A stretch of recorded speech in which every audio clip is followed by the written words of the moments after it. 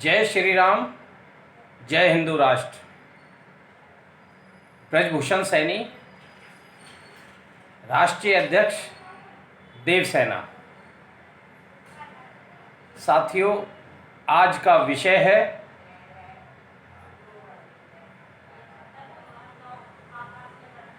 समय सीमा तय करके प्रशासनिक व्यवस्थाओं को दुरुस्त करें। मित्रों, आज के समय में कोई न कोई व्यक्ति इस प्रशासनिक व्यवस्था का शिकार है। यदि हम इस प्रशासनिक व्यवस्था को ठीक कर दें तो इस देश में हर व्यक्ति को सही समय पर न्याय मिल पाएगा। लेकिन आज जो देश में परिस्थिति है वो बहुत अच्छी नहीं है। आज हर व्यक्ति बहुत परेशान हो चुका है इस प्रशासनिक व्यवस्था के कारण, क्योंकि किसी भी अधिकारी की कोई जवाबदेही नहीं है। यदि ज़िले में कोई घटना हो जाए तो केवल वहाँ का डीसी और एसपी ही जवाबदेह होता है, बाकी अधिकारियों की कोई जवाबदेही नहीं है। यदि प्रशासनिक व्यवस्था को ठीक करना है तो सभी अधिकारियों की समय सीमा तय कर दी जाए तो इस व्यवस्था को हम बहुत बेहतर बना सकते हैं। अब इस व्यवस्था को तय करने के लिए हमें बहुत बड़ा काम करने की आवश्यकता नहीं है। हम सामान्य से कुछ नियम तय करके इस पूरी देश की प्रशासनिक व्यवस्था को दुरुस्त कर सकते हैं। मैं आपको एक छोटा सा उदाहरण देता हूँ, और ये उदाहरण सभी विभागों पर यदि लागू कर दिया जाए तो सभी विभागों की व्यवस्था दुरुस्त हो जाएगी और आम आदमी प्रताड़ित नहीं होगा। उसे विभागों के चक्कर नहीं काटने पड़ेंगे और वो बिना समय गंवाए उसे सही न्याय मिल पाएगा, और जिस कार्य के लिए वो कार्यालयों में चक्कर काट रहा है उसके कार्य भी सही समय पे पूर्ण हो जाएंगे। अब मैं आपको एक छोटा सा उदाहरण देता हूँ, केवल एक ही विभाग के लिए। मान लीजिए किसी क्षेत्र में चोरियां हो गई। अब ये चोरियों को जांचने का काम एक आईओ को होता है, और हर थाना क्षेत्र के अंतर्गत बीट व्यवस्था होती है। जिस एरिया का वो बीट है, जिस अफसर का वो बीट है, जिस एएसआई, हवलदार या सिपाही जिसका भी वो बीट एरिया है, ये उसकी जवाबदेही है कि उस एरिया में चोरियां कैसे हो गई, और यदि हो भी गई तो उसको पूरी तरह से उसकी जांच करके दोषियों को पकड़ना भी उसका काम है। ये जवाबदेही जब तक हम तय नहीं करेंगे तब तक लोग कानून से खिलवाड़ करते रहेंगे। इसके लिए उस आईओ को मात्र 15 दिन का समय मिले कि 15 दिन में वे उन सभी चोरियों का पर्दाफाश करें और अपराधियों को सलाखों के पीछे पहुंचाए। अब मान लीजिए किसी एक एरिया में, किसी एक क्षेत्र में किसी की हत्या हो गई। उस थाना क्षेत्र का आईओ उस घटना की जांच करे, अपनी रिपोर्ट बनाए और मात्र 15 दिन में वो उसका चालान पेश करे। और जो चालान में वो लिख देता है वो उसे बिल्कुल उचित मानना चाहिए कोर्ट को भी, और उसके लिखे एफआईआर और उसकी चालान बुक, चालान रिपोर्ट पर कोर्ट पूरी तरह से अमल करे और उस पर न्याय करे। इसमें समय की बर्बादी ना करें, और न्याय प्रणाली को भी चाहिए कि मात्र 3 महीने के अंदर उस घटना के आरोपी को सजा निर्धारित कर दें। हाँ, यदि कहीं उस केस का आईओ चूक कर रहा है, उसने जानबूझ के या अनजाने में या किसी लालच के कारण उस चालान रिपोर्ट में साक्ष्य पेश नहीं किए या रिपोर्ट को गलत बनाने का प्रयास किया या किसी तरह का भेदभाव किया गया है, तो जो उस अपराधी को सज़ा दी गई है उतनी ही सज़ा उस केस के आईओ को दी जाए और साथ में ही उसे पुलिस विभाग से बर्खास्त कर दिया जाए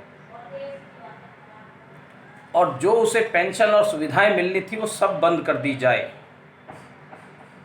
अब उस अधिकारी को आप कई 1 करोड़ भी रुपए दे दोगे तो वो गलत रिपोर्ट नहीं बनाएगा, वो लालच में नहीं फंसेगा। उसे पता है यदि रिपोर्ट मैंने गलत बना दी तो उसकी सज़ा मुझे मिलेगी और मेरी सारी सुविधाएं बंद हो जाएंगी, नौकरी से बर्खास्त हो जाऊंगा। इस भय से वो सही काम करेगा, वो गलत कार्य करने की कोशिश नहीं करेगा, वो अपने विवेक से पूरी तरह से न्याय करने का काम करेगा और कोर्ट भी उसके लिखे के आधार पर ही अपराधी को सज़ा देगी।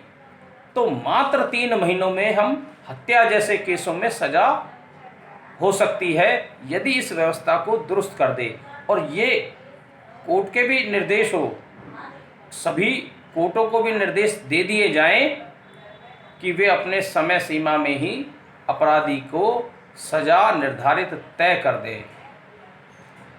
इससे कानून व्यवस्था भी दुरुस्त होगी और अपराधियों पर अंकुश भी लगेगा।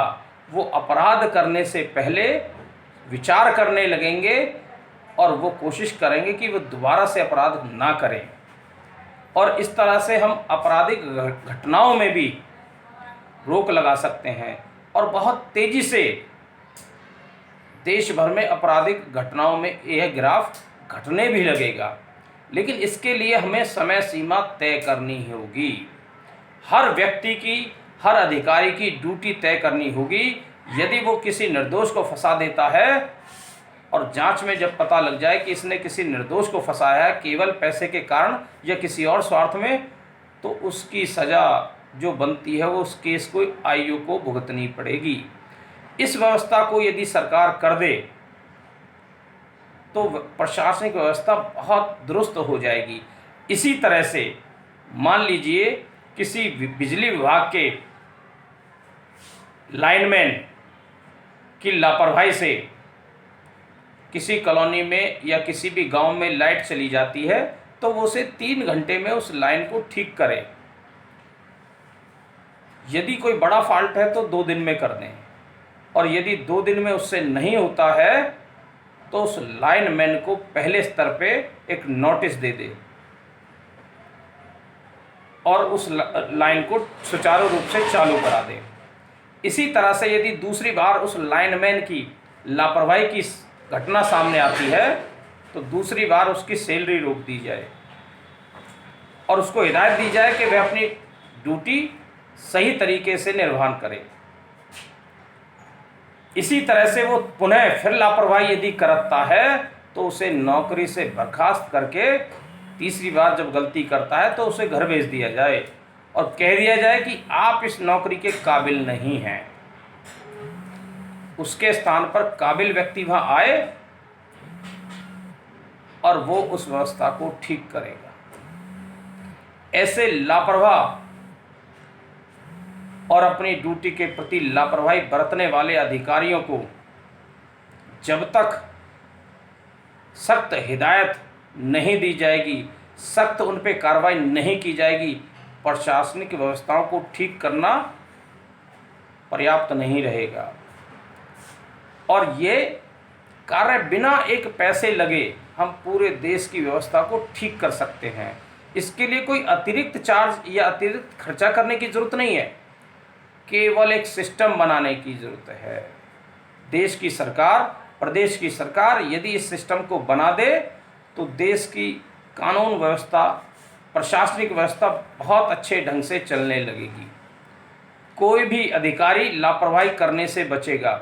वो अपना कार्य पूरी निष्ठा के साथ करेगा, क्योंकि उसे पता है यदि उसने लापरवाही की तो उसकी सज़ा उसको भुगतनी पड़ेगी। यहाँ तक कि उसे नौकरी से भी हाथ धोना पड़ेगा, उसे जो सुविधाएं मिल रही हैं उनसे भी वंचित होना पड़ेगा। ऐसे में अधिकारियों और कर्मचारियों को भी अपनी नौकरी करने में वो लापरवाही नहीं दिखाएगा, वो बड़ी निष्ठा से अपनी ड्यूटी निभाएगा और प्रशासनिक व्यवस्थाएं भी धीरे धीरे सब ठीक होने लगेंगी। तो मेरा देश के प्रधानमंत्री, सभी प्रदेश के मुख्यमंत्री से आग्रह है कि वे देश की और सभी प्रदेशों की कानून व्यवस्था को दुरुस्त करें और इन सभी अधिकारियों की जवाबदेही तय करें कि वो निर्धारित समय सीमा पे उस कार्य को करें जिसके लिए उन्हें सरकार से वेतन मिलता है और सभी तरह की सुविधाएं मिलती हैं। तो साथियों, मैं आप सभी से अनुरोध करता हूं, आप सब भी जागरूक बने, तभी हम इस देश की कानून व्यवस्था और प्रशासनिक व्यवस्था को ठीक कर पाएंगे। हम उनकी लापरवाही के बारे में संबंधित अधिकारियों तक भी अपनी शिकायतें करें और सरकार को भी शिकायत करके भेजें यदि कोई कर्मचारी या कोई अधिकारी अपनी ड्यूटी में लापरवाही बरतता है।